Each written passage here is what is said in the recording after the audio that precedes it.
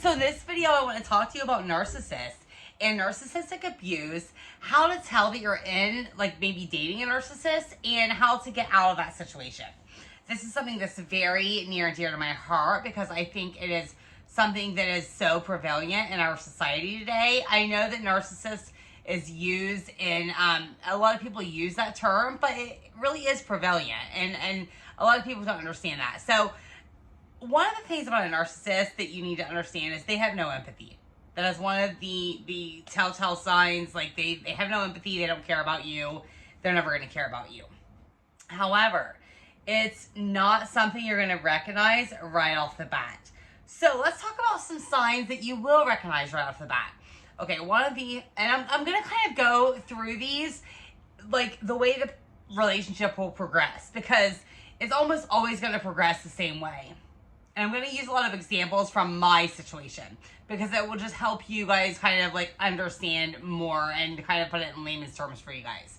So one of the most important things to remember, and one of the things that's going to be like a key sign right off the bat, they want to move fast. Love bombing. Love bombing is crazy. So they're going to like, they're the people that are going to want to text you every single day. They're the people who are going to want to see you every single day. They are going to tell you how beautiful you are. They're going to tell you how they've never met anybody like you before. And they're going to do this stuff probably within the first date, if not the first date, within the first 3 dates.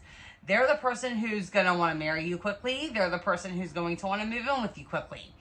And the thing is, a lot of the people that get in these narcissistic relationships are pretty codependent, because a codependent person, which is someone who I was, a year ago, is a codependent person is somebody who puts everybody else's needs above their own.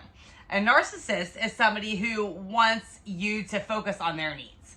So it's like this toxic thing that happens. So they're going to want to get with you, and they're going to want to get with you quickly because they want to like hook you. They also may even be somebody who wants to support you. They want you to quit your job. They want to support you money-wise.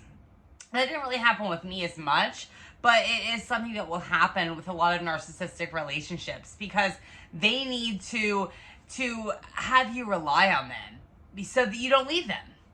Another telltale sign of them is they like to brag, and they like to brag a lot. So they might brag about other women they've had. They might brag about other jobs they've had. My narcissist boyfriend, we're going to call him John just for Pete's sakes, whatever. We're just going to call him John. So he was very much, oh, I was a cop. Oh, I was a body diver. Oh, I did this for a living. I saved all of these lives. So, and for me, being a nurse, it was something that I was very passionate about. Oh, you're saving lives. Oh, you are this amazing person. So it was something that kind of hooked me pretty quickly. Another thing that's going to happen is they like to get your vulnerabilities. So this is something that's going to happen pretty quickly. They're going to talk to you. They're going to find a way of getting your vulnerabilities out to them. So they want to find out what bothers you, what makes you tick. And this is like a catch-22 because vulnerability is a strength, and you want to be vulnerable with people and you want to let people in. But at the same time, if you're dealing with a narcissist, that is like something that they're going to prey on. So for me, my boyfriend before John, he didn't ever let me on Facebook. I never met his family. I never met his friends. I was kept very hidden. So when I met John, I told him, he started asking me questions pretty soon off the bat. I just didn't recognize what was happening.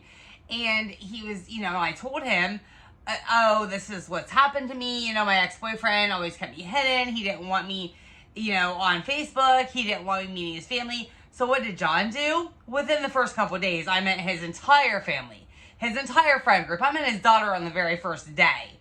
And he was very much, he wanted me around all the time. He wanted me to meet all of his family. He was putting me on Facebook.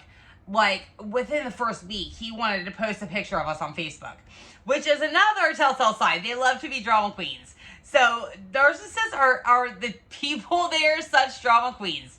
They are the people. So he was actually going through a divorce when I met him. And I didn't even know this at the time, but his ex-wife, his soon-to-be ex-wife, was on his Facebook account still. So the only reason he really wanted to post me on Facebook was because he wanted to cause drama with his soon-to-be ex-wife. I didn't know this at the time, but they are very, very drama queen. They are very, very drama queen. And I will go into some more of my details later in this video, but it was very much like they're the people on Facebook who are gonna lash out at you, who are going to dog on you. You know, they're complete drama queens, but they will call you a drama queen. They want to say that you're the drama queen, even though that they're actually the drama queen themselves. So those are kind of the beginning stages of a narcissistic relationship. Once they hook you, which they can do that pretty quickly with these type of things, with finding your vulnerabilities, love bombing you, like it is pretty easy to hook somebody, especially if you're a codependent person. It's going to be pretty easy to hook you. Once they hook you, that's when all hell really breaks loose. Because that is when they will start, they have to have constant validation. So they're going to look for compliments from you. If they're not getting them from you, they're going to look for them from somebody else. They're the constant cheater. They're the constant person who's going to be after somebody else. They will manipulate you in ways that you couldn't even imagine. So for me, my ex-boyfriend, one of the things that he would do is he never wanted to like go out to dinner, never really wanted to do anything. He only wanted to hang out in his circle of friends because his circle of friends were very much like all about him and would always feed his ego. So what he would do is if I went out with my friends, I would be like, okay, well, I'm going to go out with my friends today. I'm going to go tubing with them, or I'm going to go hang out with them. Well, when I would go hang out with him, first of all, if I tried to message him or call him and be like, hey, how's your day going? Just wanted to touch base. He wouldn't answer the phone because he wanted me to think that he was cheating on me. He wanted me to believe, he didn't want me to trust him. He wanted to make me feel like I couldn't go out with my friends because if I went out with my friends, then I would feel like he was cheating on me. I went on a girls trip one time and that was horrible because he wouldn't, you know, when I go on a girls trip, if I'm with a guy, I like to make sure that they know that they're appreciated. And so I would, you know, call him at nighttime and say, hey, you know, just wanted to touch base, wanted to say goodnight. Well, he wouldn't answer the phone. Kind of find out later on he was actually cheating on me when I was on this girls trip. But that's just something that they will do. They will manipulate you in a way that makes you feel like they're doing something they shouldn't be doing. So therefore, you don't want to go out with your friends because you're afraid of what they're going to do. If that makes any sense. I hope this is making sense to you guys. So that's something that will start to happen eventually. They like compliments. So they want compliments from you constantly. They are constantly fishing for compliments. If they don't get those compliments from you, they will find them from somebody else. You know, they almost always have somebody on the back burner that they need to like talk to, or that will make them feel appreciated and special. Because, you know, they have to have a narcissistic supply at all times.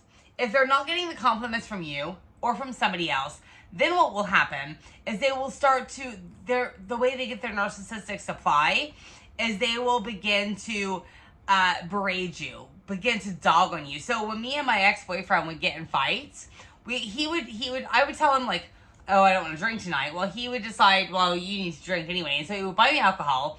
And so we would do that. And then we would go home and he would start to pick fights with me. And when he would start to pick fights with me, I would start to cry and be like, I don't understand what's going on. Why are you being so mean to me?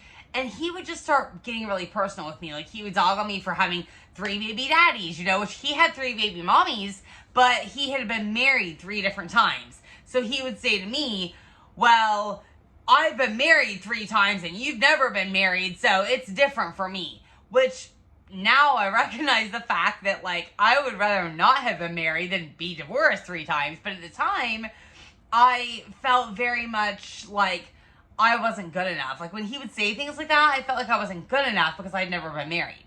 And so he would make me feel like shit all the time. And like I said, they're drama queens. So, you know, eventually when things started to really blow up and he started really like going crazy on me, I would, you know, when we finally broke up eventually, like what he did is he actually went on Facebook and posted my nursing license, said that I was smoking pot, which I wasn't, but he said I was, and posted my nursing license, literally posted it on Facebook and said, we need to get this girl fired. This girl should not be a nurse. Like all of these things about me because he just needed to try to get back at me. Okay, so that's like kind of the telltale sign of like narcissists right there. However, then what happens is if you finally decide to leave them, which I did, thankfully I had researched a lot of this stuff, so I finally decided to leave the narcissist. But when you finally decide to leave them, what they will do is then they want to get you back. So they will get you back by love bombing you. They will get you back by one of the telltale signs. They're one of like the key things they do to try and get you back is they will use your children. Oh, you know, I'm going to do this for your child. I'm going to help your child because your child, I really believe in them, or I really, you know, I think that you know, I'm going to buy them this toy. I'm going to buy them this, you know, and they will do that stuff just to try and get you back. And then once they get you back, the whole cycle will start all over again. And it is a cycle. It is a cycle that will just keep on going and keep on going. So you have to just, the ways to get, I mean, you have to understand that you're worth more than this. You don't need to be treated like that. But the problem is, most of the time when you're letting yourself be treated like that, it's because you don't feel worthy yourself. And I know this is hard for people to understand. This is hard for people to hear. Because people told me this too, like, you, Chrissy, you need to love yourself more. You need to have self-worth. I didn't understand. Like, I didn't know what self-worth was. All I knew was, like, I had all of these bad relationships in my life. But it was because they were familiar. These relationships were familiar to me. Not that my parents weren't narcissists or anything like that. But I did have a lot of issues with, you know, I never knew if somebody was going to be there for me or not. You know, my dad worked a lot. He worked swing shifts a lot. So he was constantly like back and forth. I never really knew if he was going to be there. You know, my mom was going through a lot of emotional stuff. I had a whole friend group leave me. So I never really knew what it meant to have somebody be there for you. So when you are familiar with people not being there for you, you don't really understand what it's like to have somebody who's there for you. So you will keep going through these familiar patterns in your life. And a narcissist is one of them. It is one of the most devastating, manipulative relationships you could ever be in. It is worse than domestic violence, but people don't get that. People don't go to jail for narcissistic abuse. It doesn't happen because it's so under the surface. It's so under the surface that you don't really understand what's going on. So just understand if they're moving fast, I mean, you can pretty much tell this within the first couple weeks of dating. If they're moving fast, if they're telling you how amazing you are, if they're telling you how they've never met anybody else like you, if they are all about you like that, if they start doing things with you that you've told them bothered you in the past that other people didn't do with you. So like this boyfriend didn't do this with you, but now this boyfriend, this new boyfriend you have is all of a sudden doing these things that this ex-boyfriend didn't do that you've told him about. A lot of times, like those are just, I'm not saying it's necessarily always going to be a narcissist. Like maybe you have met just some amazing guy, whatever. But it's a red flag, and you've got to keep it in your head that it's a red flag, because if you continue down that road and this is a narcissist, which chances are it is, you will spiral out of control. Like I said, thankfully for me, I was already aware of a lot of these situations, and I was already aware of what a narcissist was. So within 6 months, I left my boyfriend. I recognized it. I was like, okay, like I'm done. You know, this is crazy. Like I'm not even, I love myself more than this. But it took me 6 months. And so, and some people stay in these relationships for years and years and years. And it's a cycle. It just continues on. You know, they pull you back in, and then they braid you again, and they push you away again. And it's something that you don't want to have to deal with. I'm telling you. So I hope you guys like this video. I hope this all made sense to you. I hope this will help you understand when you are out there in the dating world, in the wild, wild west of dating, what a narcissist is and how to spot them and how to really get away before they actually hook you into their claws, because they will. So if you like this video, hit the like button, hit the subscribe button. And I hope to see you guys soon. I will see you guys within the next day or two. I will be making another video. And I love you. And just always, always remember, you are so worthy. You are so loved. Love yourself. You don't deserve anything less than the best. So until next time, signing off for the night. I love you. Mwah!